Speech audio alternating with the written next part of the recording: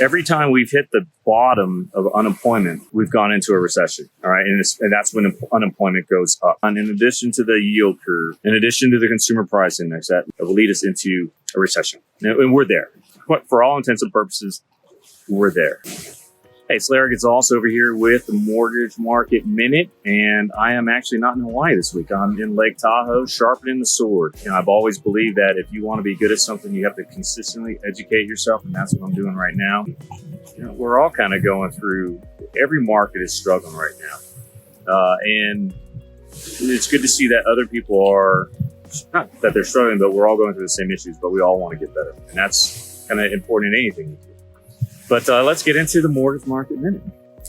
Prices are coming down. We've actually had the biggest drop, and we will see that in the next Case-Shiller Home Price Index. That prices are coming down, not depreciating necessarily because people have a lot of equity, but they are coming down. Big thing that came out this week that's going to affect rates is inflation. All right, the CPI, the Consumer Price Index report, came out this week. The expectation was that it was going to go up from 8.6 to 8.8%. Appreciation actually came in at 9.1, blistering, a lot higher than what was expected. All right, and that is not good. That basically shows that we have not tamed inflation. Inflation is continuing to go up. The Fed's meeting next week, and they're going to make a decision, most likely to raise the Fed funds rate by 75 basis points. Who knows? They may even say, you know what, we need to go to a 100 basis point rise.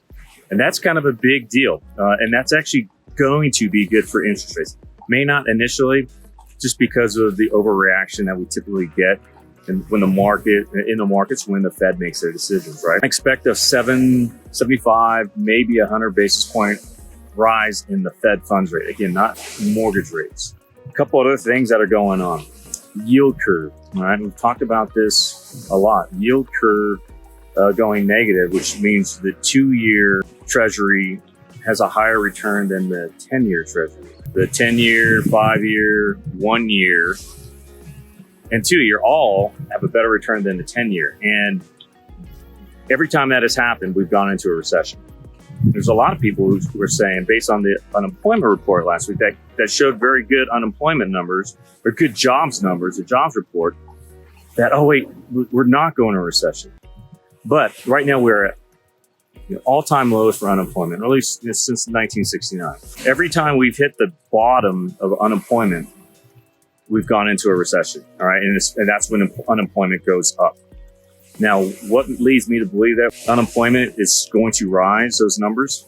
It's pretty simple. Small business optimism report came out this week, and they are super concerned right now. Their optimism index went from 93 down to 89. Biggest drop since lowest it's been since February 2013.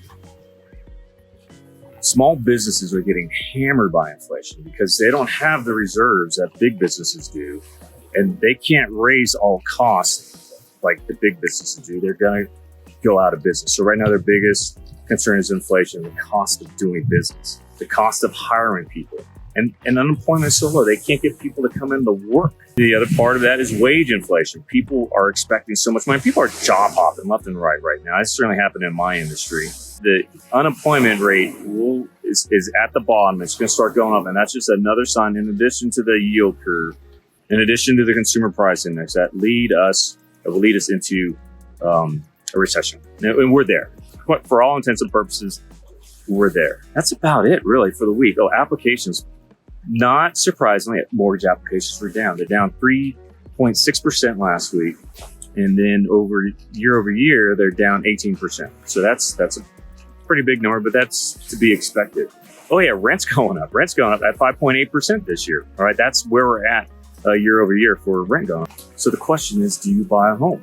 You're going to pay a mortgage no matter what. The key is don't overpay for your mortgage. Stay in your budget. All right, know that first rate you get will not be your last rate. When we go into a recession, rates will come down. And if you look, every time we've gone into a recession, rates start to go down once we're in the recession. So, and they continue to go down when we come out of a recession. If you can afford to buy, if you can stay within your budget, absolutely makes sense to buy. That's the question you need to talk to your realtor about. You need to talk to your lender. Talk to me. I'll tell you. And if it doesn't make sense, I'll tell you as well. And I'll tell you what your price range is if you want to stay within a budget. And for most of the younger buyers, here's my thing. Are you making the most money now that you will ever make? You know, that's probably not. All right. I know when I was 25 years old, I was not making the most money I was going to make. Matter of fact, it wasn't until I got into my 50s that I started making the most money I've ever made. So know that the money you're making now is not the money you're going to be making in the future. So you can't afford to go a little higher if you know you're not going to lose a job. And if you're in the military, as long as you don't screw up, you're going to lose a job. Anyway, that's about all I have. Hope you guys have a great week. I'm still working. This is our last day of our conference, so you'll see me emails, videos, doing everything that I normally do because I got a great team and I love doing what I do. You guys have a great week. We'll talk to you later. Aloha.